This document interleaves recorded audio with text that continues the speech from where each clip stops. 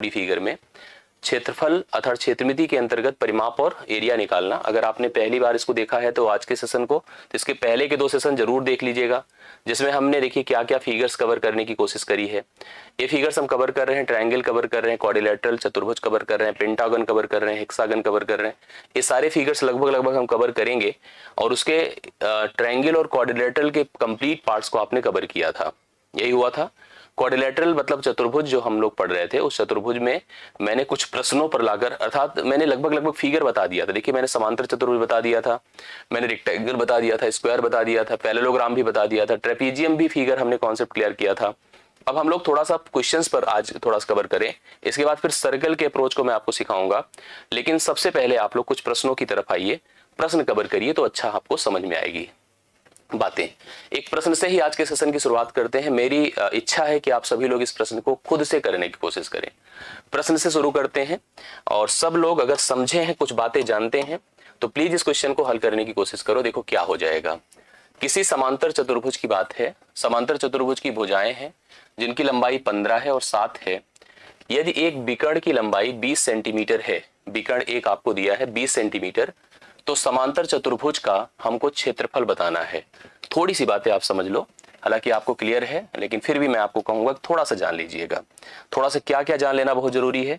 जो जो जरूरी है वो बिल्कुल आप रखिए दिमाग में। ये समांतर चतुर्भुज आप देखिए ध्यान से, अब बहुत कुछ जानते हैं इनके बारे में, क्योंकि उतना हमने आपको बताया है ऑलरेडी। ऐसा नहीं है कि पहली बार आप सुन रहे होंगे। ये आपका ABCD एक पैरेललोग्राम है, ध्यान से देखिएगा। ABCD एक पैरेललोग्राम है। विपरीत भुजाएं समांतर और समान भी होती हैं। विपरीत भुजाएं समांतर मतलब यह इसके बराबर होता है तो यह इसके बराबर होता है। ठीक है। आपको एरिया निकालने का फार्मूला मैंने दिया था कि अगर हम किसी एक को बेस मान ले, सपोज करो इसको, तो यह लेंथ इनसे जो समांतर भुजाओं को मिलाने वाली रेखा होती है और दूरी होती है। अगर आप इसको कहते हैं कि बेस B है, तो बेस इंटू हाइट ही इसका क्या होता है, एरिया होता है। अगर आप इसको H कह रहे हैं, बेसिकली हाइट का मतलब distance between the 2 parallel sides. 2 समांतर भुजाएं कोई भी ले लें, बेस इंटू हाइट, ये एरिया होता है। अब मैं आपको कुछ बातें बता दूं इससे रिलेटेड और भी बहुत महत्वपूर्ण। जैसे अगर मान लो मैंने कहा कि एक चलो विकर्ण A है, A, यह भी एक विकर्ण है। A है आपका D1, A आपका D2 है। किसी समांतर चतुर्भुज की जो भुजाएं हैं, सपोज करिए आपको यह भुजा A दिया है यहां से यहां तक, और यह भुजा मान लो B दिया है यहां से यहां तक, तो एक रिलेशन होता है भुजाओं और विकर्णों के बीच में। आप इसको जरूर ध्यान दीजिएगा। इन एनी, ध्यान से देखिएगा, इन एनी पैरेललोग्राम, पैरेललोग्राम एक रिलेशन बहुत इंपॉर्टेंट है। इसको दिमाग में रख लेना, क्योंकि अगले क्वेश्चंस में काम आएगा। अभी के क्वेश्चन में जो जरूरी हो तो मैं बताऊंगा ही। D1 square plus D2 square अर्थात विकर्णों के वर्गों का योग twice A square plus B square, भुजाओं के वर्गों के योग का दुगुना बराबर होता है। ये कभी भी किसी प्रश्न में काम आएगा। कभी भी कोई अगर हमारे पास पैरेललोग्राम होगा तो उनके विकर्णों के प्रोडक्ट, विकर्णों के स्क्वायर का जोड़ उनकी भुजाओं के वर्गों के जोड़ का डबल होता है। इसको दिमाग में रख लीजिएगा, आप कंफर्म कर लीजिएगा। मैं जो बताने जा रहा हूं उसको प्लीज ध्यान से देखिएगा। एक फैक्ट है, ये बहुत इंपॉर्टेंट है, किसी भी समांतर चतुर्भुज के लिए अप्लाइड है। ठीक है। इसको अगर आप एग्जाम्पल से देखना चाहें तो आप देख सकते हैं। इस फैक्ट के बारे में थोड़ा सा मैं आपको कंफर्म कर दूं। अगर आपको एक समांतर चतुर्भुज दिया है, ऐसे देख लीजिएगा, ये समांतर चतुर्भुज दिया है, इसकी भुजा मान लो एक 10 है, इसकी भुजा एक 10 है, और इसकी एक भुजा मान लीजिए यहां पर, या हम ले लेते हैं कोई जनरल कोई भी वैल्यू ले लीजिए, कोई ऐसा नहीं है। आप कोई भी एक भुजा को मान लीजिए। सपोज करिए हमने कहा कि यहाँ पर एक भुजा आपके पास 10 ही है, चलिए 10 है और 8 है। एक विकर्ण जो इसका है, सपोज करिए वो आपका क्या है, 11 है, 11 सेंटीमीटर है। तो आपसे दूसरा विकर्ण पूछेगा कि इसकी लेंथ क्या होगी, D2 की वैल्यू क्या होगी। अगर आपको D1 दिया हुआ है तो इसको जरूर आपसे पूछ सकता है, विकर्ण के बारे में पूछ सकता है। तो ये जो फैक्ट हमने लिखवाया इसका उपयोग करिए। अर्थात हम लिख सकते हैं 11 का स्क्वायर, भले ही प्रॉपर कैलकुलेट ना हो, कम से कम फार्मूले का उपयोग आपको क्लियर हो। D2 स्क्वायर बराबर क्या हो जाएगा, 8 स्क्वायर प्लस 10 स्क्वायर का गुणा कर दीजिए 2 से, तो 11 121 होता है, प्लस D2 स्क्वायर होगा बराबर यहाँ पर 64 और 10 164 हो जाएगा। 164 गुणे 2 करना पड़ेगा, ध्यान से देखिएगा। 8 8 64 हुआ और 10 10 में 100 हुआ। उस हिसाब से 164 गुणे 2 कर दीजिए। ये आपके पास ये वैल्यू कितनी हो गई, 121 प्लस D2 स्क्वायर बराबर 2 चौके 8, 2 छंगे 12, 2 इक्के 2 1 3, 2 चौके 8, 2 छंगे 12, 2 इक्के 2 1 3, 121 इसमें घटा दीजिए, d2 square is equal to 328 minus 121 कर दीजिए। 8 से 1 7 होता है, 2 से 2 0 और 3 से 1 2 होता है, 207 हो गया। तो d2 की वैल्यू अंडर रूट 207 होगी। एग्जैक्ट नहीं कट रहा है, मैं कहता रहा हूं, मैं डेटा उस हिसाब से सोचूं, डेटा उस हिसाब से सोचो। इससे बढ़िया है कि आप इसका फैक्ट समझ लो कि ऐसे क्या होता है इसमें अप्रोच। मतलब अगर कभी भी आपको समांतर चतुर्भुज के विकर्ण और भुजाओं के बीच संबंध लगाना हो तो आप इसको लगा सकते हैं। d1 square plus d2 square is equal to d1 square plus d2 square is equal to twice a square plus b square. ये बहुत ही इंपॉर्टेंट है, इस समचतुर्भुज में भी अप्लाइड होता है। बस वहां पे समचतुर्भुज में जहां 2 है वहां पर 4a स्क्वायर हो जाता है, क्योंकि उसकी एक ही भुजा होती है, सभी भुजाएं नहीं होती है, इतना ध्यान रखिएगा। एक और बहुत महत्वपूर्ण चीज है आपके सामने, जैसे अगर कभी कोई समांतर चतुर्भुज है, देखिए समांतर चतुर्भुज है, ये इसके पैरेलल है, ये इसके पैरेलल है, और पैरेलल के साथ साथ आपको पता है यह इसके बराबर है, यह इसके बराबर है। समांतर चतुर्भुज की भुजाएं क्या होती हैं, आप सबको कन्फर्म है कि विपरीत भुजाएं बराबर होती हैं और समांतर भी होती हैं। अब इसमें एक और बहुत इंपॉर्टेंट चीज आप ध्यान में रखिएगा, जो विकर्ण होता है, विकर्ण, जैसे अगर मान लो यह विकर्ण है, सपोज करिए डी, यह भुजा है ए, यह भुजा है बी। मैं आपको इस बारे में बता देना चाहूंगा, अगर कभी मान लो अपने को क्षेत्रफल फाइंड करना हो, एरिया, तो जो एरिया किसका पैरेललोग्राम ABCD अर्थात इस पूरे पैरेललोग्राम का जो क्षेत्रफल होगा वह इन दोनों त्रिभुजों के क्षेत्रफलों के बराबर होगा। क्योंकि आप सबको पता है कि एक विकर्ण जब समांतर चतुर्भुज में बनता है तो वह पूरे चतुर्भुज को 2 बराबर क्षेत्रफलों में डिवाइड कर देता है। तो आप इतना ध्यान रखिएगा कि यहां से आप लिख सकते हो कि area of triangle ABC is equal to area of, ध्यान दीजिएगा, area of triangle ABC is equal to area of triangle ADC। Correct है। अर्थात ये जो त्रिभुज है, इस त्रिभुज के ये दोनों, जैसे हम ऐसे प्रेजेंट कर दे रहे हैं, दोनों क्षेत्रफल ऑटोमेटिकली इक्वल होंगे। यह त्रिभुज का क्षेत्रफल इस त्रिभुज के क्षेत्रफल के बराबर होगा। अर्थात अगर इन दोनों को जोड़ दें, किसको, area of triangle ABC plus area of triangle ACD या ADC, दोनों को जोड़ देने से पूरे समांतर चतुर्भुज का क्षेत्रफल आपको मिल जाएगा। डबल कर दें, सिंपल सी बात है, या इसको फाइंड करके इसका दूना कर दें, क्योंकि जितना मान इधर आएगा उतना ही इधर आएगा। दोनों का आपस में प्रोडक्ट मतलब जोड़ दें, या दोनों में से एक को निकाल के 2 से गुणा कर दें, पूरे समांतर चतुर्भुज का क्षेत्रफल आ जाएगा। चलिए अब एक प्रश्न हम देखते हैं, जो प्रश्न से मैंने शुरू किया था आज के सेशन को। इसको देखिए, किसी समांतर चतुर्भुज की जो भुजाओं की लंबाई है वो 15 सेंटीमीटर और 7 सेंटीमीटर है, एक विकर्ण की लंबाई 20 सेंटीमीटर है, तो समांतर चतुर्भुज का क्षेत्रफल कितने लोग कर सकते हैं, प्लीज बताएं। कौन कौन कर सकता है, इसको थोड़ा समझिए। तो आपने अभी जो पीछे पढ़ा है उसी पर आधारित है। जैसे मान लीजिए मैंने कहा है समांतर चतुर्भुज है, ये देखिए समांतर चतुर्भुज है, ये इसके समांतर है, यह इसके समांतर है। समांतर चतुर्भुज की जो 2 भुजाएं हैं, एक 15 है, दूसरी कितनी बताएं, 7 है। एक 15 है, एक 7 है, और इसका एक विकर्ण है जो कि 20 है। ये विकर्ण क्या है, 20 है। अब इसने हमसे कहा समांतर चतुर्भुज का क्षेत्रफल बताना है। कितने लोग बता सकते हैं, प्लीज हमें कंफर्म करिए। मैं आपको बता रहा हूं कि अगर मुझे समांतर चतुर्भुज का क्षेत्रफल निकालना है, किसका, एरिया ऑफ पैरेललोग्राम ABCD, तो मैं क्या करूंगा पता है, या आप क्या करोगे, आप मुझे कुछ कंफर्म कर सकते हो, बिल्कुल कर सकते हो। अगर आप इस त्रिभुज का क्षेत्रफल निकाल लो, ये जो हम रेड कलर से कर रहे हैं, किसका, एरिया ऑफ ट्रायंगल ABC अगर आप कर लो और इसी का डबल कर दो, तो आपको किसका क्षेत्रफल मिल जाएगा, इस पूरे समांतर चतुर्भुज का क्षेत्रफल मिल जाएगा। क्या मैं सही कह रहा हूं कि नहीं, प्लीज बताओ आप लोग। और कितने लोग ऐसे हैं जो इस त्रिभुज का क्षेत्रफल निकाल सकते हैं, इसका एरिया निकाल सकते हैं। तो यह एरिया निकालेंगे तो किसका फार्मूला काम करेगा, अगर नहीं बताओगे तो फिर मेरे पढ़ाने कोई अर्थ नहीं है। आप कनेक्टेड है तो आप बताइए सब लोग। इस त्रिभुज का क्षेत्रफल अगर हम निकाल दें, इसका दूना कर दें, तो जाकर के पूरे समांतर चतुर्भुज का क्षेत्रफल आ जाएगा। बोलिए सही है गलत, और कर पाएंगे कि नहीं ये भी मुझे बताइए आप लोग। कौन कौन कर पाएगा ये भी बताइए।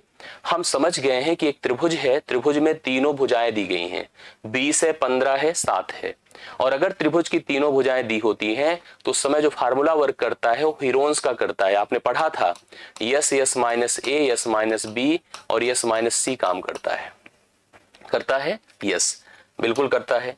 यस का मान जहां से कितना हो पाएगा आप सबको पता है, a plus B plus C divide by 2, अर्थात आप लिखोगे 20 प्लस 15 प्लस 7 बटे 2। तो 20 15 35 7 42 बटे 2 21 हो जाएगा। कितना हो जाएगा? 21। यस का मान आपका 21 हो गया। तो हम लिख सकते हैं 21 गुणे 21 से 20 निकाल दें 1 हो गया, 21 से 15 निकाल दे 6 हो गया, और 21 से 7 निकाल दे 14 हो गया। ये आया कि नहीं आया? ठीक है। यस का मान कितना बताया मैंने? 21 आया। सभी भुजाओं का मतलब जोड़ करें, जिसे हम पेरीमीटर कहते हैं। पेरीमीटर का आधा अर्ध परिमाप होता है। हमने अर्ध परिमाप निकाला, S S minus A, S minus B, S minus C किया, ये प्रेजेंट किया। अब एरिया निकालना, थोड़ा फैक्टराइज कर लें इसको। 3 गुणे 7 होता है 21, 1 से कोई लेना देना नहीं है। 2 गुणे 3 होता है 6, और 2 गुणे 7 होता है 14। पेयर निकाल लो, 2 का 1 निकला, 3 का 1 निकला, 7 का 1 निकला, 2 3 6 7 42। करेक्ट है। 42 भैया इस त्रिभुज का क्षेत्रफल है, इसका। अगर 42 इतने का ही तो 42 इसका भी होगा। अर्थात मैंने पहले से कहा था 2 गुणे 42 कर दीजिए उस त्रिभुज का क्षेत्रफल निकाल के। 84 सेंटीमीटर स्क्वायर इसका क्षेत्रफल आ रहा है, जो ऑप्शन नंबर आपको सी में दिया गया है। 84 आ रहा है। त्रिभुज का क्षेत्रफल 42 आएगा, और त्रिभुज 2 पट जाता है ना। एक त्रिभुज का 42 है तो दूसरे का भी 42 होगा।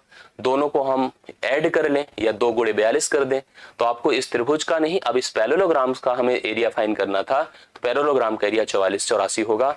आशा करता हूं समझ में आया होगा। क्लियर है ना। अब दूसरा प्रश्न देखिए, समांतर चतुर्भुज का ही है। आप इसको समझिए और मुझे उत्तर दीजिए। कौन कौन देगा बताइए? इसका उत्तर कौन दे रहा है? एक समांतर चतुर्भुज के संलग्न भुजाओं की लंबाई, संलग्न भुजाओं की लंबाई, संलग्न मतलब एक साथ एसोसिएटेड जो लाइंस होती हैं, वो क्रमशः 11 और 13 मीटर है। 11 और 13 मीटर है। अब देखो, समांतर चतुर्भुज हमने बनाया, मैंने अभी इसका एक पैटर्न बताया है। उम्मीद करूंगा कि आप सब पैटर्न मुझे एक्सप्लेन करोगे। एक भुजा 11 है, दूसरी भुजा 13 है, इसके समांतर है और यह इसके समांतर है। एक भुजा 11 है, दूसरी 13 है, और एक विकर्ण आपको दे रखा है इसने 16। एक विकर्ण दिया है 16। अब कह रहा है दूसरे विकर्ण की लंबाई बता दो। अभी अभी हम लोगों ने इसी रिलेशन को समझा है। अगर आपको एक विकर्ण जैसे 16 दिया है D1 और D2 हम लोगों से पूछ रहा है, तो अभी अभी मैंने इसका एक पैटर्न आपको बताया, याद है कि नहीं? बिल्कुल बताया है। और वह पैटर्न ये है कि D1 स्क्वायर, हमेशा किसी समांतर चतुर्भुज में नियम लगता है, विकर्णों और भुजाओं का संबंध नोट करिएगा। D1 square plus D2 square बराबर twice A square plus B square. अब आपको A और B क्या दिख रहा है? A है, A है और यह B है। अर्थात जो भुजाएं हैं संलग्न उस समांतर चतुर्भुज की, वह A और B हैं।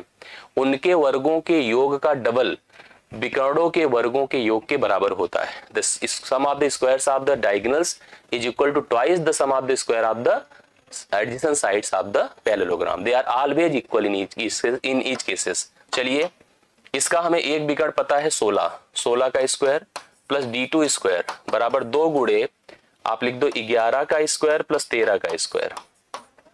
तो 16 कितना होता? 256 प्लस D2 स्क्वायर बराबर 2 गुणे 121 होगा, 169 होगा। करेक्ट है। 9 1 10, 6 2 8 1 9, 2 1 1 2 1 3, 1 1 2 बेसिकली 1 1 2 होगा 290। 290 को 2 से गुणा किया 0, 2 9 18, 2 2 4 1 5, 580 हो गया। किसका मान हो गया? 256 प्लस D2 स्क्वायर का मान हो गया। अब अगर हम लोग इससे इसको घटा दें, 256 इससे घटा दें, ये देखिए घटा दिया मैंने। 10 से 6 4 होता है, 7 से 5 2 होता है, और 5 से 2 3 होता है। 324 लेंथ आ रही D2 स्क्वायर की। D2 स्क्वायर आपका 324 है, तो खुद ही कंफर्म कर लो D2 बराबर √324 होगा। और 324 किसका वर्ग होता है? 18 का। 18 इस प्रश्न का राइट सोल्यूशन सी ऑप्शन है। बोलो सही है गलत है? एकदम सही है। 18 राइट सोल्यूशन है। 21 आप इस प्रश्न का जो प्रश्न आप देख रहे हैं 18 मीटर आप राइट सोल्यूशन लगाएंगे, एकदम सही करेक्ट आंसर आप पाएंगे। एकदम सही है ना। इसी पैटर्न पर देखिए एक प्रश्न पूछा जाता है समचतुर्भुज से भी, वो भी आपके दिमाग में रहे, वो भी आपको कंफर्म रहे, ये बहुत जरूरी है। ठीक है, उस पर भी आपको दिमाग में ये बातें सेट करना चाहिए कि इस पर क्या कंडीशन हो सकती है, इसका क्या अप्रोच है। मैं जैसे आपको एक सिंपल सा एक क्वेश्चन में दे रहा हूं, आप समझिएगा। जैसे कभी आपको एक समचतुर्भुज दे दिया जाए, जिसे आप रोम्बस कहते हैं। ये फिगर देखिए, जैसे आपको एक रोम्बस दिया है, ठीक है, एक रोम्बस दिया है, इस पर भी मैंने उस दिन शायद चर्चा किया था। इसमें सभी भुजाएं बराबर होती हैं, समविपरीत भुजाएं समांतर होती हैं, ये समांतर की बात है। इसको हम कह रहे हैं रोम्बस। क्या कह रहे हैं? रोम्बस, अर्थात हिंदी में समचतुर्भुज कह रहे हैं, समचतुर्भुज कह रहे हैं। समचतुर्भुज की स्थिति अगर सभी भुजाएं, जैसे ए दिया है, ए दिया है, ए दिया है, ए दिया है, और इस समय अगर एक विकर्ण आपको दिया है, चलो D1, और एक विकर्ण आपको दिया है कितना? D2 विकर्ण दिया है। इस समय का जो रिलेशन होता है ये होता है D1 square plus D2 square बराबर 4A स्क्वायर, ये होता है सभी भुजाओं के वर्गों का योग। उसमें भी बेसिकली यही था, अगर देखा जाए जो भी इससे पीछे पड़ा था उसमें भी बेसिकली यही था, बट यहाँ पर देख लीजिए वही चीज हमने यहाँ किया। 4A स्क्वायर मतलब जो भुजा आपको दी है सभी भुजा, उन भुजा के वर्ग का 4 गुना D1 square plus D2 square के बराबर होगा। जैसे अगर इनकेस आपको यहाँ पर कोई एक समचतुर्भुज दे दिया जाए, मान लीजिए इसकी यह भुजा आपकी 20 है, करेक्ट है 20 है, और यह जो D1 है सपोज करिए यह आपकी 16 है, कितनी है? 16 है। तो आपसे D2 पूछ ले या क्षेत्रफल पूछ ले तो कैसे कैलकुलेट करेंगे भाई? नियम के हिसाब से चलते हैं। तो आपको जैसे D1 स्क्वायर 16 स्क्वायर दे दिया प्लस D2 स्क्वायर हमको नहीं पता है, अब 4 गुणे हम क्या कर दें? 20 का वर्ग, 4 गुणे मान लीजिए हमने 20 का वर्ग कर दिया, ठीक है। तो अभी यहाँ पर कैसे निकालेंगे बताइए? इसकी लेंथ कितनी हो जाएगी? आप लिख सकते हैं 16 से थोड़ा ज्यादा लेना पड़ेगा, क्योंकि ये जो लेंथ होती है इन सब भुजाओं से मैक्सिमम रहती है, बड़ी रहती है। आप इसकी कोई एक और भुजा मान सकते हैं, जैसे जनरली हमने मान लिया सपोज करिए, हमने मान लिया सपोज करिए 30 सेंटीमीटर है, 30 सेंटीमीटर है, दूसरा हमसे पूछ रहा है तो 30 के हिसाब से लेकर चलिए। तो इसको लिख सकते हैं 30 का वर्ग जो 900 होगा, प्लस आपका D2 स्क्वायर है बराबर है, देखिए 20 विषम में 400, 1600 हो जाएगा। तो D2 स्क्वायर आपका कितना हो जाएगा पता है? 1600 से 900 घटेगा 700 हो जाएगा। D2 का मान आपका √700 होगा। √700 का मतलब कितना होता है? 7 गुणे 100 10√7 हो जाएगा। इस तरह से हम लोग यहाँ पर रिलेशंस, बेसिकली हमारा जो कॉन्सेप्ट है कि रिलेशंस सीख लें जी, रिलेशंस सीख लें और संबंध इनके कंफर्म रहे तो आप सब कंफर्म कर सकते हैं। बहुत बहुत आशीर्वाद रहे, आप सभी अच्छे से पढ़िए। रणविजय, हाँ कंफर्म हो गया, कोई दिक्कत नहीं है ना? यस, कोई बात नहीं। चलिए अभी इतना कंफर्म हो गया, आप सभी लोगों को ये बातें समझ में आई। अब एक और प्रश्न आप लोग देख लीजिए, प्रश्न कंफर्म हो जाए फिर हम लोग दूसरे फिगर पर चलते हैं और अच्छे से कवर करते हैं सारी चीजों को। इस क्वेश्चन को देख लीजिए आप सभी लोग, फटाफट हमें समझा दीजिए कितना आंसर आएगा। एक समलंब, समलंब मतलब ट्रेपीजियम, देखो लिखा होगा ट्रेपीजियम। एक समलंब की दो समांतर भुजाओं की लंबाई 40 सेंटीमीटर और 50 सेंटीमीटर है। समलंब का क्षेत्रफल 180 सेंटीमीटर स्क्वायर है, तो उसकी ऊंचाई क्या होगी? उसकी ऊंचाई मतलब समांतर भुजाओं के बीच की दूरी क्या होगी? कौन कर सकता है इसका सलूशन? आप समझ लो ट्रेपीजियम क्या है। ट्रेपीजियम क्या है? जिसे आप समलंब चतुर्भुज कहते हैं, समलंब चतुर्भुज जिसे हम लोग कहते हैं वो क्या होता है? कंफर्म करिए सभी लोग। ये है ट्रेपीजियम, ध्यान दीजिएगा, ये है ट्रेपीजियम और इसको लेकर के हम लोगों ने डिस्कशन किया है, लेकिन इसको थोड़ा सा जनरल समझ लीजिएगा। ये देखिए हमने यहाँ पर इसको ट्रेपीजियम बोला, इसमें दो भुजाएं समांतर होती हैं। जैसे अगर मान लो यह भुजा आपकी, जैसे हमने इसको पहले नाम इसका कर दिया ABCD, यह इसके समांतर है। दो भुजाएं समांतर और दो भुजाएं असमांतर होती हैं। समांतर भुजाओं के बीच की अपनी एक दूरी सपोज करो D है, अगर यहाँ पर M पर मीट करें, दूरी मतलब समकोण बनाने वाली रेखा। यह लेंथ आपकी अगर x है यहाँ से यहाँ तक और यह लेंथ आपकी y है, तो इस समय जो एरिया होता है वह 1/2 x प्लस y इंटू उनके बीच की दूरी d के बराबर, मतलब 1/2 गुणे sum of the parallel side into distance between them. ये सूत्र होता है 1/2 गुणे sum of the parallel sides गुणे उनके बीच की दूरी। यही क्षेत्रफल का तरीका होता है। जैसे अगर आपको ये प्रश्न दिया है तो हमने समलंब चतुर्भुज जैसे बना लिया, समलंब बना लिया ऐसे, देखिए ध्यान से, इसको हमने इससे मिलाया, इसको हमने इससे मिलाया। अब एक भुजा आपकी 40 है और दूसरी कितनी है? 50 है। एक 40 है, दूसरी कितनी है? 50 है। अब हमने कहा उनके बीच की दूरी क्या है बताएं? उनके बीच की दूरी हमको नहीं पता है और यही हमको फाइंड भी करना था। ABCD करके मैंने इस तरह से डेवलप कर दिया और यहाँ पर M मीट कर रहा है, DM है, समकोण बना रहा है। तो रूल के हिसाब से जाइए, क्या हो जाएगा? 1/2 sum of the parallel side 40 plus 50, 40 plus क्या कर दें 50 गुणे उनके बीच की दूरी, दूरी कितनी है बताएं? D, बराबर एरिया कितना है 180, एरिया कितना है 180। अब चलिए 40-50 कितना होता है 90, और 1/2 गुणे हमने 90 कर दिया, गुणे d2 कर दिया, बराबर 180 है। 90 दूना 180 होता है, 2 दूना 4, क्रॉस मल्टीप्लाई। तो यहाँ पर d2 नहीं, d बेसिकली उनके बीच की दूरी को हम d प्रेजेंट कर रहे हैं, d बराबर 4 सेंटीमीटर, सेंटीमीटर है तो सेंटीमीटर में ये लिख दिया। ठीक है, इस तरह से हम लोग कर सकते हैं। तो लगभग ये फिगर्स के प्रश्न आप हल कर सकते हैं। अभी तो मुझे नहीं लग रहा है यहाँ पर आपको उतनी दिक्कत होगी। आगे थोड़ा सा बढ़ा जाए या आप सब कंफर्म कर लो तो हम एक दूसरे फिगर की तरफ चलते हैं, उसके बारे में कुछ जो बेसिक बातें उनको सीखते हैं, जानते हैं। जैसे एक फिगर आप सब लोग बहुत इंपॉर्टेंट मानते हैं, that is called the circle, जिसे हम लोग क्या कहते हैं, वृत्त। वृत्त को लेकर के आपके मन में क्या है आप कंफर्म करिए। वृत्त को बेसिक तौर पर तो जानते ही जानते हैं हम लोग। क्या जानते हैं देखिए, थोड़ा सा सामान्य और आसान तरीके से सीखते हैं। ये सर्कल है, करेक्ट है।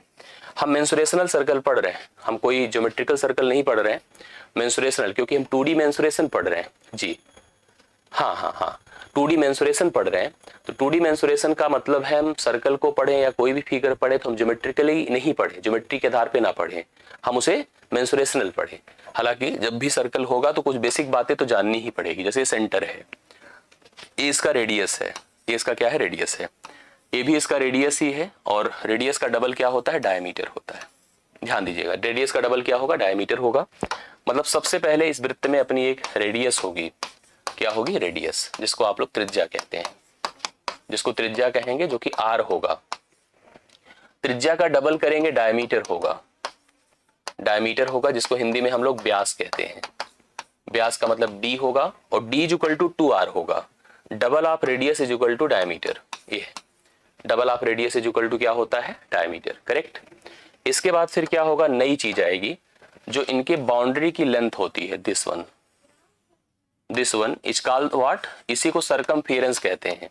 नई चीज डेवलप हुई, सरकमफेरेंस, जिसे हम वृत्त की परिधि कहते हैं। और वृत्त की परिधि दरअसल c होता है, c is equal to 2πr होता है, c इज इक्वल टू क्या होगा, 2πr होता है। जैसे क्रिकेट का मैदान है तो आप देखेंगे ऐसे बाउंड्री रोप बनी होती है, रस्सी, जहां यहाँ खिलाड़ी खेलते हैं सेंटर पर, और इधर इधर से रस्सी बनी होती है। देखिए आप स्लाइड करते हैं जब खिलाड़ी यहाँ पहुंचते हैं, तो ये जो लेंथ है दैट इज द, जैसे अन्य फिगर जो आप पढ़ते हैं, जैसे त्रिभुज पढ़ा, चतुर्भुज पढ़ा, तो वहां पर फिगर में क्या होता है, उसका परिमाप होता है, भुजाओं की योग जो होता है परिमाप कहलाता है। अब यहाँ जब हम डेवलप करते हैं तो क्या होता है पता है, इसको हम लोग वृत्त की परिधि कहते हैं। परिधि आपकी 2πr है। इसके बाद फिर डेवलप होता है एरिया। जैसे अगर हम इस सरफेस की बात करें, दिस वन, ये पूरा का पूरा अगर ऐसे सोच ले, this is called the area. तो एरिया मतलब आपका क्षेत्रफल हो गया, और क्षेत्रफल बेसिकली πr² होता है। एक नया शब्द यहाँ डेवलप हो रहा है, दैट इज कॉल्ड द पाई। क्या डेवलप हो रहा है, पाई। अब पाई को लेकर के बड़ा डाउट रहता है कि पाई क्या है।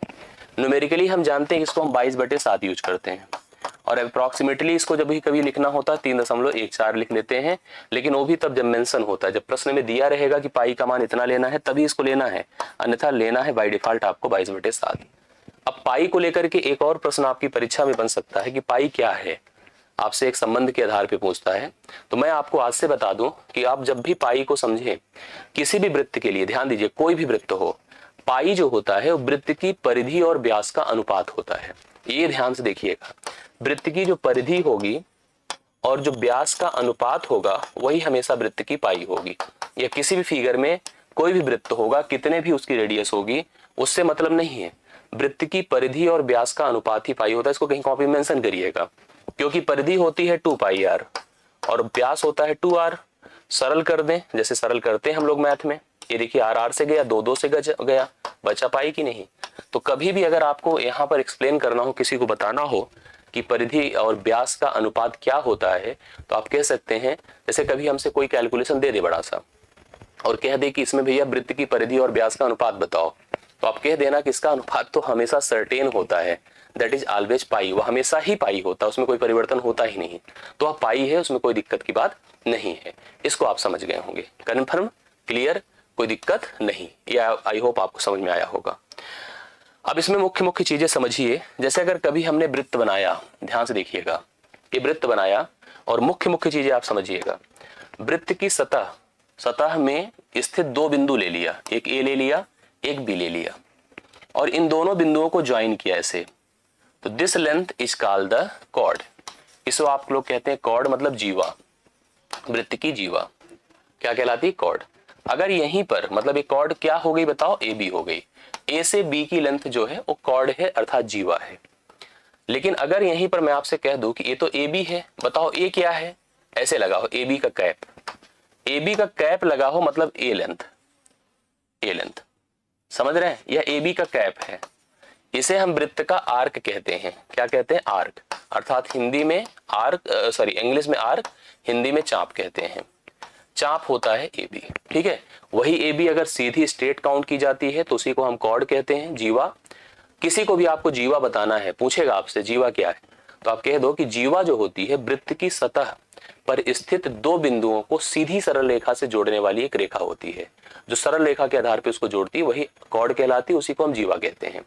अब अगर उसी को हमें वृत्त की सतह पर जोड़ना हो तो चाप कहलाता है, उसी को हम आर्क कहते हैं, याद रखिए। एक और सबसे इंपॉर्टेंट यही बात अगर आप पढ़ रहे हैं तो जान लीजिए, अगर हम कोई जीवा वृत्त की केंद्र से होकर गुजारें, ये देखो, जैसे आपसे पूछा जाएगा कि वृत्त के केंद्र से गुजरने वाली जीवा क्या होगी? ये जो जीवा होगी वृत्त की सबसे बड़ी जीवा होगी, वृत्त की सबसे बड़ी जीवा होगी। हालांकि जब ज्योमेट्री पढ़ाते हैं तो ये सब जीवा के बारे में बहुत डिटेल से लगभग 1.5 पन्ने पढ़ाया जाता है। वृत्त की सबसे बड़ी जीवा होगी और इसी जीवा को आप वृत्त का क्या कहते हैं? वृत्त का व्यास भी कहते हैं।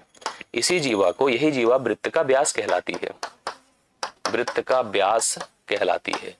अर्थात वृत्त का व्यास वृत्त की सबसे बड़ी जीवा है, अर्थात जो ये डायमीटर है, this is the longest card of the circle, यही सबसे बड़ी जीवा है। ये आपको दिमाग में सेट करना होगा, ठीक है। जो व्यास होगा that will call the longest chord, अर्थात सबसे बड़ी जीवा, वृत्त की सबसे बड़ी जीवा आपकी क्या हो गई? यहाँ पर व्यास कहलाई। अब एक प्रश्न बनता है, वो प्रश्न ध्यान से देखिएगा, ठीक। अब एक चीज समझिए, ये बहुत इंपॉर्टेंट है, इस पर प्रश्न बनेगा, आपको दिखेगा। जैसे मान लीजिए हमने कहा कि ये वृत्त है, ये वृत्त है और वृत्त का अपना सेंटर है, एक जीवा है, ऐसे ध्यान दीजिएगा, एक जीवा है, बहुत इंपॉर्टेंट है, इसको समझिएगा। एक केंद्र है, केंद्र से जीवा पर एक रेखा जो इस पर लंब बना रही है, केंद्र से एक रेखा जो इस पर लंब बना रही है, इस जीवा को दो बराबर भागों में बांट देती है। क्या बांट देती है? वृत्त को जीवा को दो बराबर भागों में बांट देती है। और बेसिकली यह केंद्र से जीवा की दूरी भी कहलाती है। यह केंद्र से, मतलब अगर हम इसको यहाँ से ओ से लेकर यम तक आए तो यह केंद्र से जीवा की दूरी कहलाएगी। कन्फर्म है? और दूरी वही रेखा होती है जो समकोण बनाती है। अगर मान लीजिए यह पूरी लेंथ यहाँ से यहाँ तक 10 थी तो निश्चित तौर पर यह 5 बचेगी, यह भी 5 हो जाएगी। यम से मीट करे तो एम और M B both will be 5, ये दोनों 5 हो जाएगी। और सेंटर से इसको मिला दे तो क्या हो जाएगी? रेडियस हो जाएगी, त्रिज्या हो जाएगी। और यहाँ समकोण त्रिभुज बनेगा। और जरूरत पड़ने पर आप कभी, जैसे अगर कोई प्रश्न मिले कुछ इस टाइप का, तो आप इस प्रश्न का उत्तर ओरल दे सकते हैं। जैसे देखिए क्या प्रश्न आपके सामने है, आप खुद ही सोचिए क्या लिख सकते हैं, इसका उत्तर क्या बता सकते हैं। एक वृत्त के केंद्र से 5 सेंटीमीटर की दूरी पर 24 सेंटीमीटर लंबाई की एक जीवा है, इसका क्षेत्रफल बता दो क्या होगा। इसका क्षेत्रफल बताएं क्या होगा। ये देखिए अपना एक सर्कल है, एक सर्कल है, ए इसका सेंटर है, एक जीवा है। पढ़िए, वृत्त के केंद्र से 5 सेंटीमीटर, यहां से यहां तक की लेंथ, अगर केंद्र ओ है तो यहां से यहां तक की लेंथ मतलब दूरी है, बेसिकली इसी को कह रहे हैं। वृत्त के केंद्र से 5 सेंटीमीटर की दूरी पर 24 सेंटीमीटर लंबाई की एक जीवा है। ये जीवा जो ए बी है वो कितने लेंथ की है? 24 सेंटीमीटर की है। अब आपसे कहा है वृत्त का क्षेत्रफल बता दो। वृत्त का जो क्षेत्रफल होता है पाई आर स्क्वायर। अभी हम लोगों ने यही डिस्कस किया। वृत्त का क्षेत्रफल क्या होता है? पाई आर स्क्वायर। मतलब अगर त्रिज्या आपको पता है तो आप क्षेत्रफल आराम से बता सकते हैं। बता सकते हैं कि नहीं? यस। तो इसके लिए हमको क्षेत्रफल चाहिए। कैसे निकलेगा सोचिए आप लोग। केंद्र से जीवा पर 5 सेंटीमीटर की दूरी है, केंद्र से जीवा की 5 सेंटीमीटर की दूरी है और जीवा की लेंथ कितनी है? 24 है। अगर जीवा की लेंथ यह 24 है तो यह बढ़ जाएगा दो भागों में, 12 और 12। अपने को दरअसल आर चाहिए ना। अब 12-12 में बढ़ गया। ये लेंथ ही रेडियस है और पाइथागोरियन ट्रिपलेट तो हमने सबने पढ़ाई है। आप खुद ही बता दो सब लोगों से, अगर मैं एक प्रश्न पूछूं कि बताएं त्रिज्या क्या होगी, इस वृत्त की त्रिज्या कितनी हो जाएगी, तो कितना लिखा जाए बताएं। क्योंकि बिना त्रिज्या के क्षेत्रफल आएगा ही नहीं। अब त्रिज्या निकालना ही पड़ेगा, हमारी मजबूरी है। तो 5 है, 12 है और समकोण त्रिभुज है, तो कन्फर्म है लेंथ कितनी होगी 13। ये लेंथ कितनी होगी 13, मतलब यह रेडियस हो गई वृत्त की, ठीक है, यह 13 हो गई। अब हम लिखें पाई आर स्क्वायर, पाई का मतलब 22/7, आर स्क्वायर मतलब कितना बताएं 13 का स्क्वायर, आर स्क्वायर मतलब 13 का स्क्वायर। अब हम इसका सोल्यूशन थोड़ा सा कर लें क्योंकि डेसिमल में आंसर सारे दिए हैं, तो 22/7 कर दें गुणे 13 मतलब 169 कर दें, ठीक है। अब यहां पर हल कर लें, इसका सोल्यूशन कितना हो जाएगा, अगर हम 22 को 169 से सोल्यूशन मतलब मल्टीप्लाई करते हैं हम लोग, यहाँ पर आप सबने देखिए बता भी दिया, समकोण त्रिभुज के आधार पर इसको 13 आपने बताया, 22 9 9 दूना 18, 9 दूना 189 हो गया, ठीक है, 18 एलसीएम हो गया, सॉरी 9 दूना 18 198 हो गया, 22 9 दूना 18 9 दूना 18 19 198 19 हो गया, 22 के 132 होता है। अगर हम इसका प्रोडक्ट कर लें, आपने देखिए किया, आप सभी लोगों ने तुरंत बता दिया, 534 31 कितना आ रहा है। अगर हम कितने का गुणा कर रहे हैं, हम 22 का 169 से कर रहे हैं, 22 का किससे कर रहे हैं आप 169 से कर रहे हैं, तो 3700 कितना आ जाएगा 18, 3718 आएगा। और इस गुणे को 7 से भाग करना है, तो 7 × 5 = 35 हुआ, कितना हुआ 7 × 5 = 35, 2 37 2 1 5 और 7 3 देखिए 7 3 21 हुआ, 7 1 के 7 हुआ, फिर 7 1 के 7, तो 531.14 समथिंग करके आ रहा। ऑप्शन नंबर सी है, ए राइट सोल्यूशन है, सी ऑप्शन आप लोग नोट कर सकते हैं। इस प्रश्न के लिए करेक्ट हल है। इस तरह के प्रश्न आपको परीक्षा में देखने को मिलेंगे। ऐसे ही कनेक्टेड क्वेश्चंस आप लोग तैयार करिए, कंफर्म करिए, आपको समझ में चीजें आए, ठीक है। हम लोग जैसे जो पढ़ रहे थे उसी कनेक्टिविटी को थोड़ा फॉलो करते हैं, समझते हैं। मैंने जैसे आपको बताया, ध्यान से देखिएगा, वृत्त को लेकर के जितनी बातें जनरल हो सकती हैं उसको आप लोग समझ करके चलिए, पढ़िए, आगे समझते हैं इसको क्या प्रोसेस होता है, कैसे होता है। एक प्रश्न देखिए वृत्त से ही पूछा जाता है, बड़ा इंपॉर्टेंट सा है कि एक समझिएगा इसको, किसी साइकिल का जो पहिया है 1.8 किलोमीटर की दूरी तय करने में 160 चक्कर लगाता है, ठीक है। उसकी त्रिज्या क्या होगी ये बताना है। साइकिल आपने देखा कि साइकिल ए इसका पहिया है, ऐसे तीलियां लगी होती हैं ऐसे, साइकिल हो या कोई भी व्हीकल हो, ठीक है, उसमें जो पहिया लगा होता है व्हील, वो सर्कुलर होता है। क्या होता है सर्कुलर। वो जब कोई दूरी तय करता है तो उसका पहिया घूमता है, आपने देखा उसका पहिया क्या होता है घूमता है। जब वो एक चक्कर लगाता है तो हम सोचते हैं कि हमने कुछ दूरी तय कर ली। याद रखना कि कोई भी व्हीकल होगी, कोई भी पहिया होगा, जो एक चक्कर में दूरी तय करेगा वह अपनी ही परिधि के बराबर, जैसे ट्रेन चलती है, रेलगाड़ी, तो रेलगाड़ी जब किसी एक पेड़ को पार करती है तो वह अपनी ही लंबाई को पार करती है। सेम वही कॉन्सेप्ट है, जब पहिया एक चक्कर लगाता है क्या करेगा, एक चक्कर जब लगाता है तो किसकी दूरी तय करता है, कितनी दूरी तय करता है। पहिया जब एक चक्कर लगाता है तो अपनी परिधि के बराबर दूरी तय करता है। तो ये मेरा आपको बताना है कि किसी पहिए द्वारा एक चक्कर में तय की गई दूरी पहिए की परिधि होती है। हमेशा याद रखिएगा इस चीज को, पहिए द्वारा एक चक्कर में तय की गई दूरी, एक चक्कर में तय की गई दूरी बराबर क्या बताएं, पहिए की परिधि, बराबर क्या हो गया, पहिए की परिधि। दरअसल हम लोग कभी अगर किसी गाड़ी में बैठे, जैसे मान लो आप कोई यात्रा करो और बस वाले से पूछो, जैसे कोई दूरी आपने 200 किलोमीटर की 100 किलोमीटर की तय करो, तो जिस बस में बैठे हो उसकी भी अपनी, भाई उसमें भी व्हील्स लगे हैं, पहिए लगे हैं, तो पहिए की अपनी परिधि होगी, या पहिए का अपना डायमीटर अर्थात व्यास होगा। जैसे जो बड़ी गाड़ियां होती है उसका व्यास पहिए का ज्यादा होता है, छोटी गाड़ियों का छोटा होता है, साइकिल का तो बड़ा होता है, आपने देखा होगा। आप थोड़ा ड्राइवर से जाके पूछो कि भैया तुम इस यात्रा में जो भी हमको लेके आए हो यहाँ से इस शहर तक, बोलो तुम्हारे इस बस ने कितने चक्कर लगाए इस यात्रा को तय करने में। आप समझ रहे हो ना, जैसे आपके मन में क्या प्रश्न आ रहा है, वैज्ञानिक की तरह सोच रहे हैं, गणितज्ञ की तरह, कि ये जो पहिया चला है ये घूम तो रहा ही है, 1 बार 2 बार 3 बार 4 बार 5 बार, इस पूरी यात्रा में इस पहिए ने कुल कितने चक्कर लगाए, ये प्रश्न आप पूछ सकते हो। तो ड्राइवर तो डिस्टर्ब हो जाएगा, कहेगा भाई देखो हम चला रहे थे, स्टेयरिंग पकड़े थे, हम घुमा रहे थे, तो हमको याद ही नहीं कितनी बार हमने घुमाया, हम कहाँ से काउंट करके बता सकते हैं कितने चक्कर लगाया। उस समय आप कह सकते हो कि मैं आपको मैजिक बता सकता हूँ, आप बता सकते हो कि आपके पहिए ने, आपकी बस की पहिए ने कुल कितने चक्कर इस दूरी को तय करने में लगाए, बिल्कुल बता सकते हो। वो कहेगा कैसे, कहोगे जो पहिया है कि पहिया सर्कुलर है और इसकी रेडियस है, जब वह एक चक्कर लगाता है तो अपनी परिधि के बराबर दूरी तय करता है। तो एक चक्कर में तय की गई दूरी बराबर पहिए की परिधि, और उसने कुल कितनी दूरी तय करी इसको हमें बता दो, कितना दूरी उसने तय किया है। तो ऐसे में हम क्या लिख सकते हैं, ध्यान से देखिएगा। अगर मुझे ये पता करना है पहिए द्वारा किसी दूरी को तय करने में लगाए गए चक्करों की संख्या, जैसे आप खुद बताओ, अगर मुझे 10 मीटर तय करना है और हम एक चक्कर में 1 मीटर तय कर रहे हैं, हमें 10 मीटर तय करना है, एक चक्कर में 1 मीटर तय कर रहे हैं, तो कुल कितने चक्कर लगाने पड़ेंगे बोलिए? 10 चक्कर लगाने होंगे कि नहीं? 10 को हमने 1 से भाग किया। अगर मैं एक चक्कर में 2 मीटर तय करता तो 2 पंचे 10, 5 ही चक्कर लगाना पड़ता। वही है ना कॉन्सेप्ट। तो यहाँ पर चक्करों की संख्या आप लिखिए क्या? कुल दूरी टोटल डिस्टेंस डिवाइड बाई पहिए की परिधि। The circumference of the wheel, जो पहिया है साइकिल, कार, मोटरसाइकिल का, उसके व्हील से उसको डिवाइड कर दो। करेक्ट है, उसके व्हील से उसको डिवाइड कर दें। तो चक्करों की संख्या आपकी n। अब जैसे इस प्रश्न को देखिए, इसने लिखा है कि उसने क्या किया, हमसे पहिए की त्रिज्या पूछा है और त्रिज्या बता देंगे। अगर आपको परिधि व्यास पता चल गया तो त्रिज्या तो आराम से बता सकते हैं, बिल्कुल बता सकते हैं। चक्करों की संख्या 160 है, दूरी कितना तय किया? 1.8 किलोमीटर तय किया। और ऐसे में हम पहिए की परिधि नहीं पता है तो पहिए की परिधि हम लिख लेते हैं। करेक्ट है, पहिए की परिधि हम लिख लेते हैं।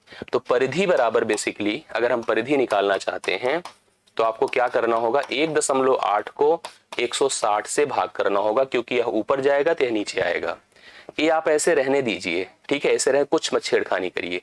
ये पहिए की परिधि है। करेक्ट है, ये पहिए की परिधि है। हम इससे हमको क्या फाइंड करना है? रेडियस। क्या फाइंड करना है? रेडियस। ऐसे जैसे बना ऐसे रहने दीजिए। हम सबको पता है यह परिधि है जो 2 पाई आर है। क्या है? 2 पाई आर है। हमको निकालना क्या है? केवल आर निकालना है। तो हमको 2 पाई आर का मान कितना दिया है? 1.8/160। हमको निकालना क्या है? आर। हम लिख दें 1.8/160 तो है ही है अपने पास। हाँ, 160 है ही है अपने पास। 2 पाई और नीचे लाइए। पाई मतलब होता है 22, या हम पहले लिख देते पाई को कैलकुलेट भी नहीं करना, क्योंकि ऑप्शन में सारे पाई के साथ ऑप्शंस दिए गए हैं। हमने लिखा 2 पाई। करेक्ट है, 2 पाई हमने प्रेजेंट किया तो अपने पास यह कैलकुलेशन में हो गया। इसको कहीं स्पेस बना के लिख लेते हैं, क्योंकि स्पेस तो कहीं बोर्ड पे दिख नहीं रहा है। तो ऊपर यहाँ पर जगह हम यहाँ इसको बना लेते हैं, इसकी कोई मतलब नहीं। ठीक है, हमने लिखा, देखिए ध्यान से, 1.8/160 गुणे 2 पाई। दशमलव हटा दें, एक जीरो और बढ़ जाएगा। ठीक है, अब देखिए यहाँ पर इसको कर दे, 2 9 18 होता है। ऊपर 9 है, नीचे 1600 है। ऊपर 9 है, नीचे 1600 है। आप इसको क्या लिख सकते हैं बताइए? आप इसको कैसे प्रेजेंट कर सकते हैं?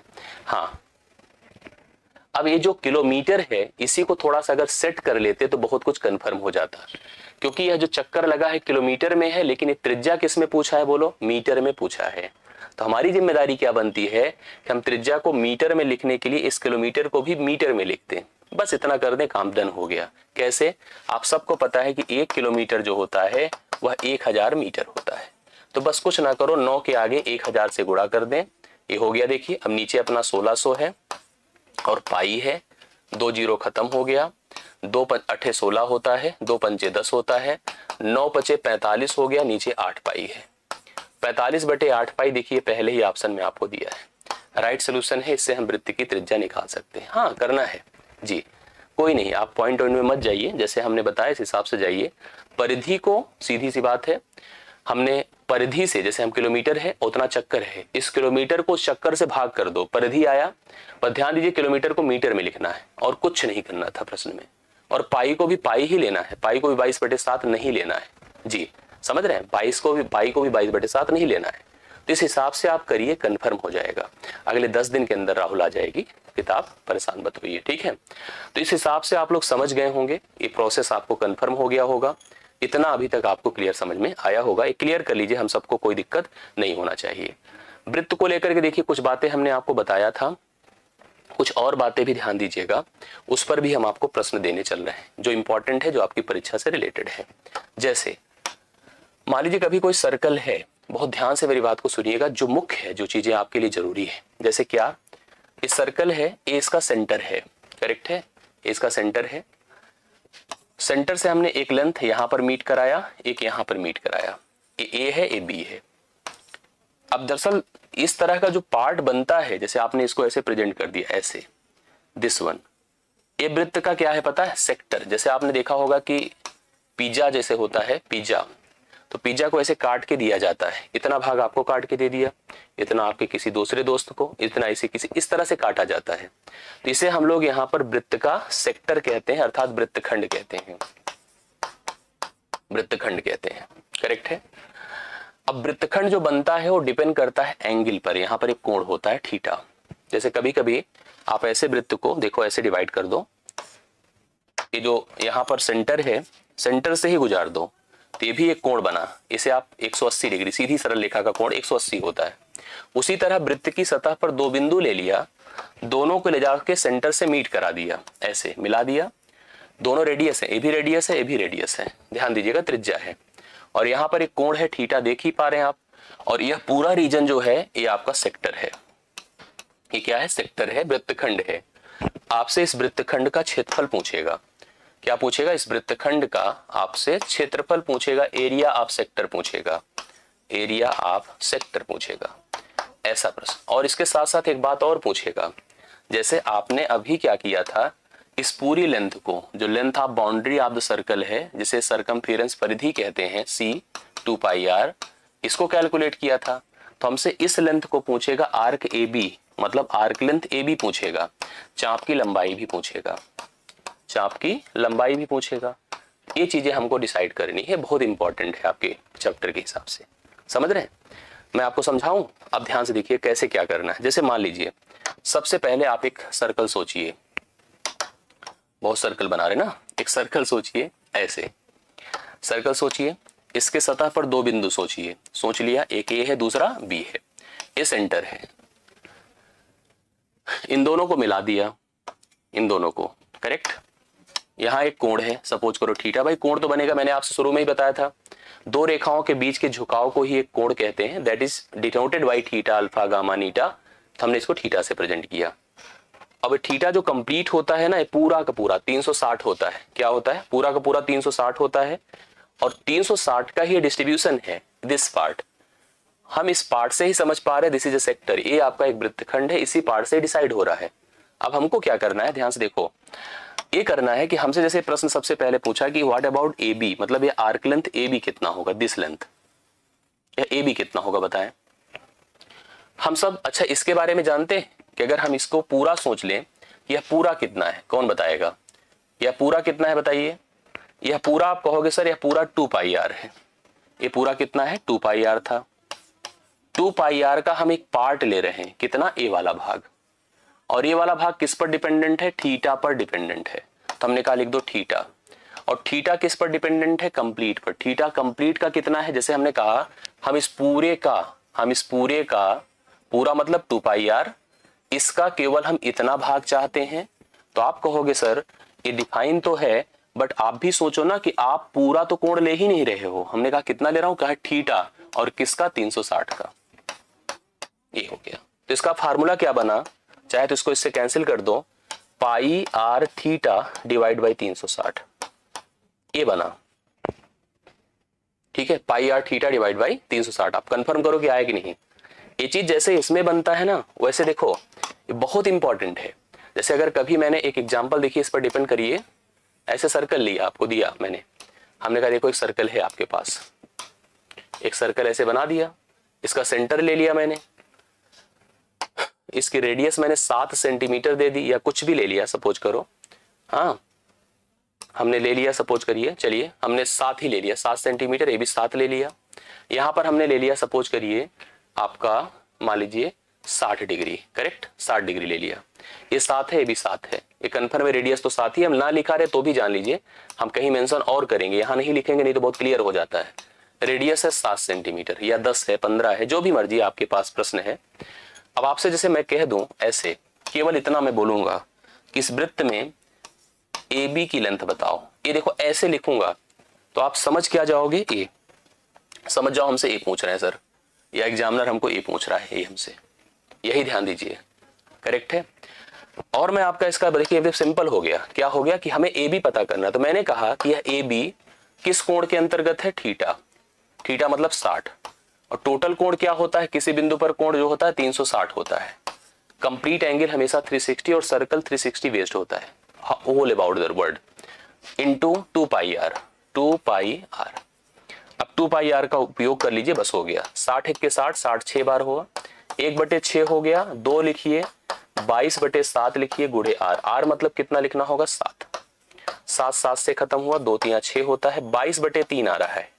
22/3 सेंटीमीटर ये लेंथ आपको मिली, ये लेंथ 22/3।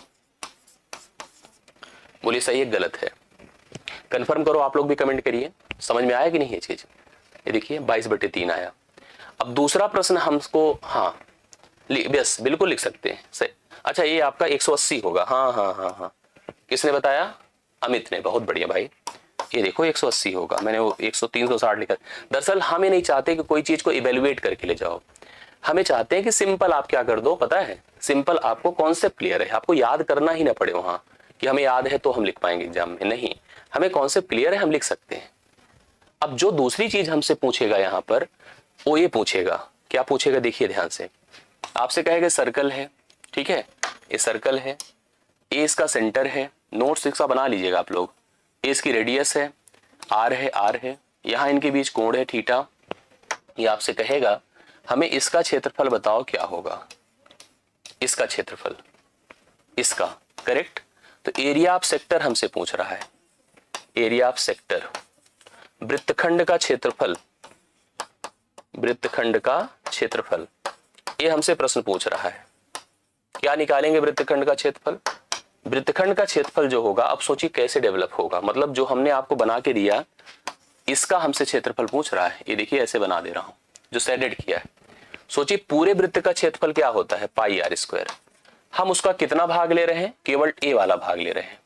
ए वाला भाग क्या है, थीटा, किसका है, पूरे का, पूरा मतलब 360। तो रूल क्या बन गया, pi R square theta divide by 360। Pi R square theta divide by क्या होता है, 360। ये इसका क्षेत्रफल हो जाएगा कभी भी प्रश्न का। अभी जो हमने प्रश्न लिखा था उसी एग्जाम्पल को आप ले लें तो आपको क्लियर हो जाएगा। जैसे अभी मान लीजिए मैंने आपको बना के दिया कि अगर हमारे पास ये वृत्त था, इसका सेंटर था, इसकी रेडियस 7 थी, ये भी 7 थी, हम अभी लिख दे रहे हैं, यहाँ पर कोण आपका 60 है। अब आपसे कहा जाए कि इस पूरे वृत्तखंड का क्षेत्रफल हमको बताओ क्या हो जाएगा, हम क्या लिखेंगे, पाई आर स्क्वायर मतलब 7 का स्क्वायर इंटू थीटा मतलब 60 डिवाइड बाई 360। थीटा मतलब 60 डिवाइड बाई 360। 60 एक के 60 होता है, 6 बार होता है, 7 सते 49। अब इसको लिखिए 22/7 है, गुणे 7 है, गुणे 7 है, बटे 6 है। एक 7 से खत्म हुआ, 2 3 6 होता है, 2 11 होता है, 77 बटे कितना हो जाएगा, 3 सेंटीमीटर स्क्वायर। ये क्षेत्रफल हो जाएगा, ऐसे निकाल सकते हैं, ठीक है। तो क्षेत्रफल आप ऐसे निकाल सकते हैं, जो हमने बताया इसको कर सकते हैं। तो ऐसे प्रश्न आपको फेस करने को मिलेंगे। इसका कॉन्सेप्ट जब आप पढ़ ही रहे हैं तो कुछ बातें और जान लीजिए। क्या जान लीजिए, जैसे आपको मैं कह दूं कि अगर ये सर्कल है, ध्यान दीजिए, अगर कंफर्म करें एकदम क्लियर करते चलिएगा आप लोग। ये सर्कल है, अब सर्कल का सेंटर है, एक दो बिंदु यहां लीजिए, ऐसे बिंदु लीजिए जो सेंटर से होकर जाएं। जब सेंटर से होकर जाएंगे तुरंत एक अर्धवृत्त बन जाएगा। क्या बन जाएगा, अर्धवृत्त। जब अर्धवृत्त बनेगा तो इसी को हम सेमी सर्कल कहते हैं। क्या कहते हैं, सेमी सर्कल। अब सेमी सर्कल जब बना तो ध्यान देना आप लोग, क्या यहां कोण कितना होता है, 180। सेम वही कॉन्सेप्ट है, चाहे नीचे से देखें चाहे ऊपर से देखें, दोनों ऊपर नीचे 180 ही होता है। अब इस समय अगर मुझसे कोई कहे कि यह लेंथ कितनी होगी, तो भाई पूरी लेंथ होती है 2 पाई आर। भाई यहाँ कोण 180 है, चाहे नीचे से पढ़े चाहे ऊपर से 180 है। इसमें अगर इस समय लेंथ अगर हम लोग ए बी फाइंड कर रहे, अर्थात सेमी सर्कल जो अपना बना है उसकी जो बाउंड्री अगर सोचें तो यह लेंथ कितनी हो जाएगी पता है, ये हो जाएगी 180 बटा 360 मतलब आधा गुणे 2 पाई आर। ठीक है, यह आपका 1 हुआ, ये 2 हुआ, 2 2 से कटा, तो यह लेंथ केवल पाई आर हो गई। लेकिन अगर मुझसे इसकी परिमाप पूछ लिया तो यह भी आर है, यह भी आर है। मतलब अगर अर्धवृत्त का हमसे परिमाप कहेगा, अर्धवृत्त का परिमाप कहेगा तो हम क्या लिखेंगे पता है, हम लिखेंगे पाई आर प्लस 2r, आर लिख देंगे, पाई प्लस 2 लिख देंगे, ये हो जाएगा अर्धवृत्त का परिमाप। करेक्ट है। और क्षेत्रफल पूछेगा तो आधा बता देंगे, एरिया पूछेगा तो क्या बताएंगे भाई, पूरे क्षेत्रफल का हम पाई आर स्क्वायर कहते हैं, उसका आधा कर दीजिए, ये क्षेत्रफल हो जाएगा इसका। ठीक है। सेम इसी तरह से एक वृत्त और डेवलप होता है, इसे हम क्वार्टर कहते हैं। ठीक है। सेम वही कॉन्सेप्ट है, यहाँ 90 डिग्री बनेगा आपकी बार, क्योंकि पूरा वृत्त जब होता तो ऐसे होता, ऐसे होता, ऐसे होता, ये 90 डिग्री, ए रेडियस है, ए रेडियस है भाई। सेम है, अगर मुझे इस समय इस लेंथ को फाइंड करना है, इस लेंथ को हम लिखेंगे ना 90/360, जैसे कोण वहां पर डेवलप नहीं हो रहा है, ऐसे कभी आपको प्रश्न मिलेगा अलग अलग तरीके से, 90/360 गुणे 2 पाई आर, एक होता है 4 बार गया, 1/4 हो जाएगा, 2 1 के 2, 2 दूना 4, मतलब पाई आर बाई 2 हो गया, पाई आर बाई 2, मतलब ये जो लेंथ आपकी है वो कितनी हो गई, पाई आर बाई 2। बट अगर इसको भी आर जोड़ दें तो इसका परिमाप हमको प्राप्त हो जाएगा। ये चीज हमको ध्यान देना होगा। करेक्ट है। इसको समझिए आप लोग। प्रश्न देखिए आएगा कैसे, थोड़ा सा समझ लीजिएगा इस पर, प्रश्न कैसे पूछ सकता है इसको बताइए फटाफट सब लोग, आप लोग कंफर्म कर दीजिए। तो फिर मैं एक प्रैक्टिस कर लूंगा जो कंप्लीट होगी मिसलेनियस टाइप की, बाकी ये कवर हो जाएगा टॉपिक आपका। कल के जो प्रश्न होंगे उसमें हम सभी प्रकार के फिगर को एक साथ मर्ज करेंगे, अर्थात त्रिभुज, वृत्त, चित्र, आयत, वर्ग सब कवर करेंगे एक साथ, और उनका कंप्लीट प्रैक्टिस हम उसका आपको शेड्यूल दे देंगे, आप लोग करिए। एक वृत्तखंड का क्षेत्रफल ज्ञात कीजिए जिसकी त्रिज्या, ये देखो ये वृत्तखंड है, वृत्त है, ये इसका सेंटर है, इसका क्षेत्रफल ज्ञात जिसकी त्रिज्या कितना दिया है 14, और केंद्रीय कोण कितना दिया है 45। क्या निकालना है इसका क्षेत्रफल, कमेंट कर दिए सब लोग कितना आएगा आंसर। कल एक कंप्लीट मिसलेनियस प्रैक्टिस करेंगे और वही आपकी कंप्लीट हो जाएगी 2D सेक्शंस का, फिर 3D का हम लेते हैं। तो आप लोग इसको क्या लिख सकते हैं बताइए, यहाँ पर वृत्तखंड का क्षेत्रफल ज्ञात करिए जिसकी त्रिज्या 14 है, केंद्रीय कोण 45 है, पाई का मान 22/7 है। तो क्षेत्रफल का नियम अभी अभी हमने बताया आपको कि pi R square theta divide by 360 होता है। तो पाई का मान हमको 22/7 दिया ही दिया है, आर स्क्वायर मतलब 14 गुणे 14 कर दें, गुणे थीटा आपका 45 है, बटे कितना कर दे 360। इसका सोल्यूशन कर ले, आंसर आ जाएगा। कितने लोग का आंसर आ रहा है भाई बताएं, 77 आ गया, वेरी गुड। चलो अच्छा लगा हो तो वीडियो को लाइक करिएगा। बाकी अब कंप्लीट होता है पार्ट, 7 से देखो डिवाइड कर दिया, 7 दूना 14, और 45 कितना बार जाएगा पता है, 8 बार, 8 बार, 2 चौके 8 होता है, 45 अट्ठे होता है ना, 2 चौके 8 होता है, 2 दूना 4, 2 सत्ते 14 होता है, 2 11 सत्ते 77, 77 आ रहा है सेंटीमीटर स्क्वायर, बी ऑप्शन, ये कंप्लीट हुआ। ठीक, चलिए इतना आप लोग करिए। मैंने जैसे आपसे कहा था एक मिसलेनियस प्रैक्टिस, एक विविध प्रैक्टिस होगी आपकी मिसलेनियस में, और जो विविध प्रैक्टिस होगी वो सभी फिगर के आपस में कंपोजिशंस पर आधारित होगी, मतलब वह इंडिविजुअल फिगर बेस नहीं होगी, उसमें त्रिभुज को वृत्त में, वृत्त को वर्ग में, और ऐसे ही आपको जो है सेक्टर्स का उपयोग अच्छा खासा, जो मतलब जितने भी अलग अलग ट्रेपीजियम को, वर्ग को, अर्धवृत्त को, सारे कॉन्सेप्ट को एक साथ हम लोग अप्लाई करेंगे। और यह जो पार्ट होगा that will be very important, क्योंकि वहां पर हम प्रीवियस ईयर एग्जाम्स पैटर्न्स भी अप्लाई करेंगे जो प्रश्न पूछे जाते हैं। तो आज के लिए मेरी तरफ से इतना ही, बहुत बहुत धन्यवाद, थैंक यू सो मच। मुलाकात नेक्स्ट क्लास में हो, थैंक यू सो मच।